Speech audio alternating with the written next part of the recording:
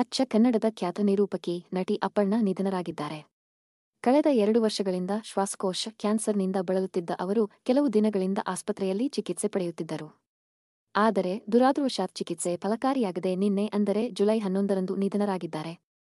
ಕನ್ನಡಿಗರ ಮೆಚ್ಚಿನ ನಿರೂಪಕಿಯಾಗಿ, ನಟಿಯಾಗಿದ್ದ ಅಪರ್ಣಾ ವೈಯಕ್ತಿಕ ಜೀವನದ ಬಗ್ಗೆ ತಿಳಿದುಕೊಳ್ಳುವ ಕುತೂಹಲ ಅನೇಕರಲ್ಲಿತ್ತು. ಆದರೆ ಈ ಬಗ್ಗೆ ಹೆಚ್ಚಾಗಿ ಅವರು ಎಲ್ಲಿಯೂ ಹೇಳಿಕೊಂಡಿರಲಿಲ್ಲ. ನಿರೂಪಣೆ, ನಟನೆ, ಮನೋರಂಜನಾ ಕ್ಷೇತ್ರಕ್ಕೆ ತಮ್ಮ ಸಂಪೂರ್ಣ ಜೀವನವನ್ನು ಮುಡಿಪಾಗಿಟ್ಟ ಅಪರ್ಣಾ ಅವರ ವೈಯಕ್ತಿಕ ಜೀವನದ ಬಗ್ಗೆ ಕೆಲವು ಮಾಹಿತಿಯನ್ನ ಈ ವಿಡಿಯೋದ ಮೂಲಕ ತಿಳಿಸಲಿದ್ದೇವೆ. ಅಪರ್ಣಾ ಅವರ ಪೂರ್ಣ ಹೆಸರು ಅಪರ್ಣಾ ವಸ್ತಾರೆ. ಅಚ್ಚ ಕನ್ನಡದ ನಿರೂಪಕಿಯಾಗಿ ಗುರುತಿಸಿಕೊಂಡಿದ್ದ ಅಪರ್ಣಾ ಅವರು ಸಿನಿಮಾ ಪತ್ರಕರ್ತರೊಬ್ಬರ ಪುತ್ರಿಯಾಗಿದ್ದರು. ಇವರ ಪತಿ ನಾಗರಾಜ್ ವಸ್ತಾರೆ. ಚಿಕ್ಕಮಗಳೂರಿನ ಪಂಚನಹಳ್ಳಿಯಲ್ಲಿ ಜನಿಸಿದ್ದ ಅಪರ್ಣಾ 1989ರಲ್ಲಿ ನಿರೂಪಕಿಯಾಗಿ ಕಿರುತೆರೆಗೆ ಕಾಲಿಟ್ಟರು. ಇದಕ್ಕೂ ಮುನ್ನ ಅಂದರೆ 1985ರಲ್ಲಿ ತೆರೆಕಂಡ ಪುಟ್ಟಣ್ಣ ಕಣಗಾಲ್ ಅವರ ಮಸಣದ ಹೂವು ಚಿತ್ರದ ಮೂಲಕ ಚಿತ್ರರಂಗ ಪ್ರವೇಶಿಸಿದರು. ನಿರೂಪಣೆ ಹಾಗೂ ಕನ್ನಡ ಚಿತ್ರರಂಗ, ಕಿರುತೆರೆಯ ನಟನೆಯಲ್ಲಿ ತಮ್ಮದೇ ಆದ ಹೆಜ್ಜೆ ಗುರುತು ಮೂಡಿಸಿರುವ ಅಪರ್ಣಾ ಅವರದ್ದು ಬಹಳ ಚಿಕ್ಕದಾದ ಕುಟುಂಬ. ಅಪರ್ಣಾ ಅವರಿಗೆ ಪತಿ ನಾಗರಾಜ್ ವಸ್ತಾರೆ ಅವರೇ ಪ್ರಪಂಚವಾಗಿದ್ದರು. ಯಾಕಂದ್ರೆ ನಾಗರಾಜ್ ವಸ್ತಾರೆ ಹಾಗೂ ಅಪರ್ಣಾ ದಂಪತಿಗೆ ಮಕ್ಕಳಿರಲಿಲ್ಲ. ತಮ್ಮ ಈ ಖಾಸಗಿ ವಿಚಾರದ ಬಗ್ಗೆ ಅಪರ್ಣಾ ಅವರು ಎಲ್ಲಿಯೂ ಹೇಳಿಕೊಂಡಿರಲಿಲ್ಲ.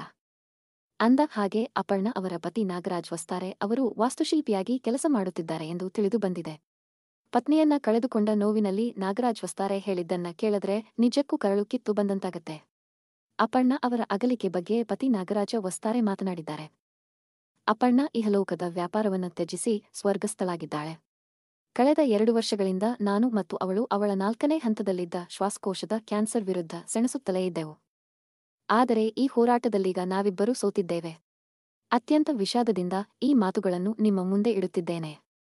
ಅಪರ್ಣಾಳಿಗೆ ಬರುವ ಅಕ್ಟೋಬರ್ಗೆ 58 ವರ್ಷ ತುಂಬುತ್ತಿತ್ತು. ಎಲ್ಲರ ಪ್ರೀತಿ, ಸಹಕಾರ ಇರಲಿ ಎಂದು ಮನವಿ ಮಾಡಿಕೊಂಡಿದ್ದಾರೆ. ಅಪರ್ಣಾ ಅವರ ಸಾವು ನಿಜಕ್ಕೂ ಕನ್ನಡ ಸಿನಿಮಾ, ಮಾಧ್ಯಮ ಮತ್ತು ನಿರೂಪಣಾ ಕ್ಷೇತ್ರಕ್ಕೆ ತುಂಬಲಾರದ ನಷ್ಟ. ಅವರು ದೈಹಿಕವಾಗಿ ನಮ್ಮೊಂದಿಗೆ ಇಲ್ಲದೆ ಹೋದರೂ ಧ್ವನಿಯಾಗಿ ಮಾತ್ರ ಕನ್ನಡಿಗರ ಜೊತೆ ಸದಾ ಇರುತ್ತಾರೆ.